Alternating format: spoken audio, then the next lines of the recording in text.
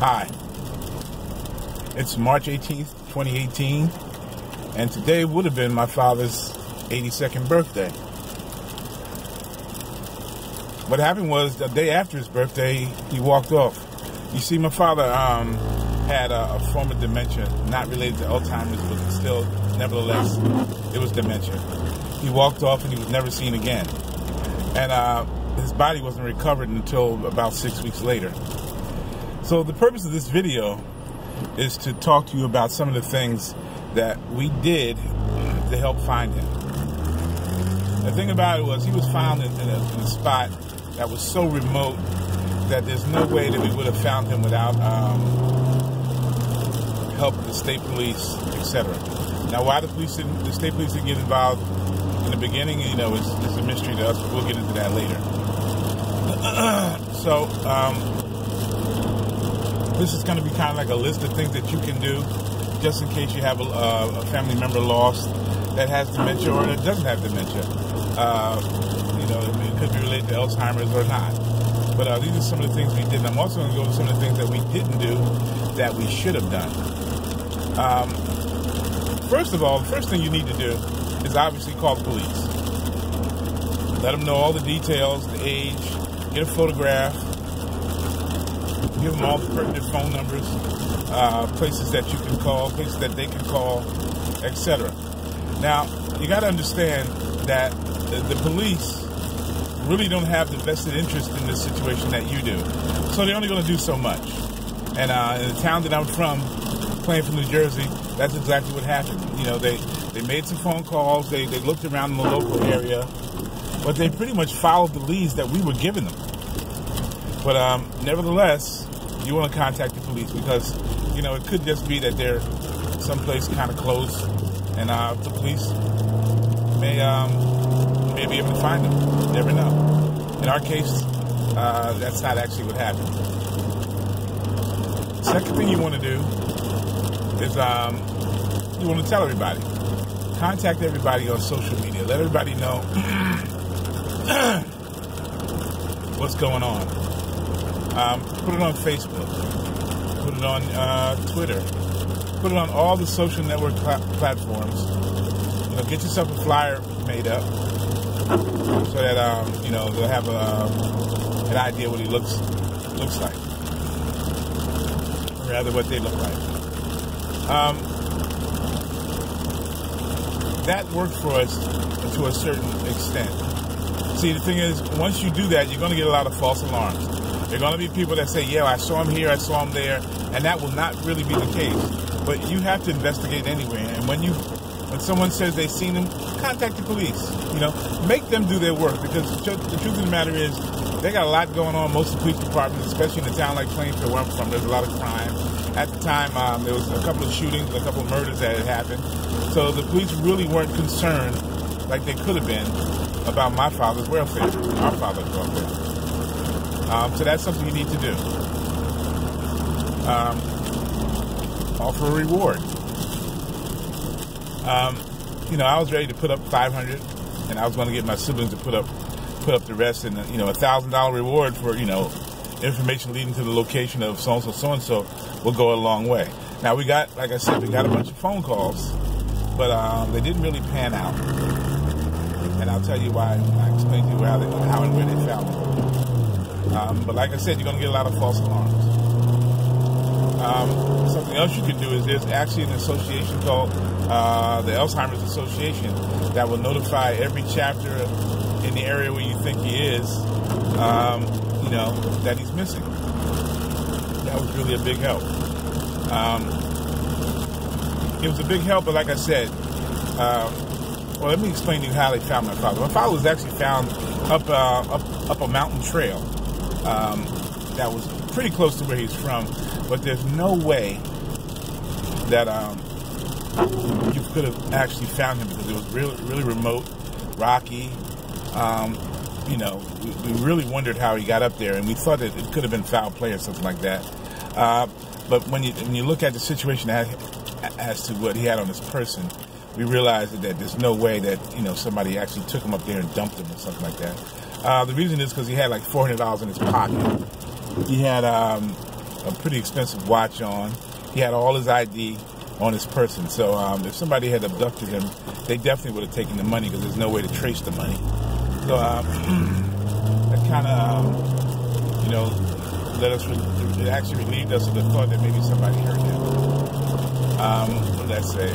Alzheimer's Association, police. Make sure the police ping their phone if they have a cell phone. And that's how actually he was found. Now, the thing is, there's no way for us to know why it took them 6 weeks to actually come up with the location. And I believe that it was something to do with some legalities with Sprint. They weren't willing to give up the information or something like that. Because what ended up happening was the state police actually came out. Once they found a location, they scoured the area. They had dogs out. And eventually they found them. In the case of my father, it took them like that morning. They found him. So that's what ended up happening. But these are just some of the things that you can do to help locate a missing loved one. Now, these are some of the things that we didn't do.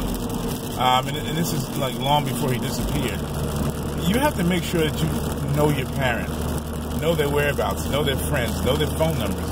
We had a very limited number of people that we could call to try to find him. 2 or 3. There was an ex-girlfriend. There was a couple of friends that we were able to get in contact with them because we actually know where they live. But get all your parents or your loved ones' information so that you know who to call to help in the search.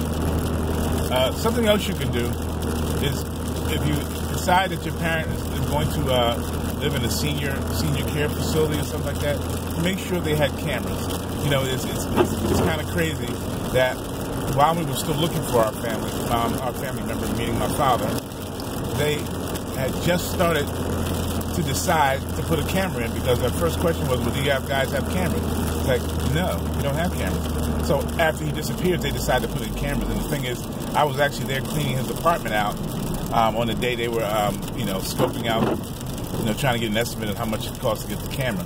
So that's something that you want to make sure that there's some kind of way to monitor your loved one so that they walk off, they at least have a sense of direction as to which way they went. Because that did not happen with him. Find out if there are associations that can help you look for him. Is anybody any kind of search group in the area? We didn't do that. We did it all on our own because, he had 8 children, so we were able to cover a lot of areas on our own. Be really careful of the false alarms, the false reports. Ask people questions. And also, if you do a reward thing, put the amount, put the specifics, and also ask people if you actually think you see him, stay with him or stay with them. Because we had a lot of, I saw him so-and-so, and my question was, why the heck didn't you stay with him and, sit in the car if you don't want to approach him. Follow him. Call us up, You should have a dedicated number for the call. In my case, I was the dedicated number because I'm retired, so I have a lot more free time than my sibs. And I received calls, and they did as well. But there should be a dedicated number to call, as well as the police department that you can contact when you see him. So those are some of the things that you could do that we, some of it we did, some of it we did not. But the bottom line is there was no way that we were going to find him because of the way. Hold on, I'm in the wrong ear. Because of where he was found. It wasn't some place that we thought you could walk to. My father was a walker. He was a strong man, so he could go wherever he wanted. So he managed to get up there into the woods. We think what happened was at one time he was doing deliveries up there, so he thought he knew where he was, and he got lost, and he fell over basically a ravine, and he basically drowned. But it probably happened the day after his birthday, which tomorrow will be the anniversary of it. And the thing is, the weather is very similar to the way it is now. It's rainy, it's cold, and we knew within the 2 or 3 days that he was not out. So we started looking at friends, maybe at sat down someplace with his friends, or somebody had picked him up and taken him somewhere.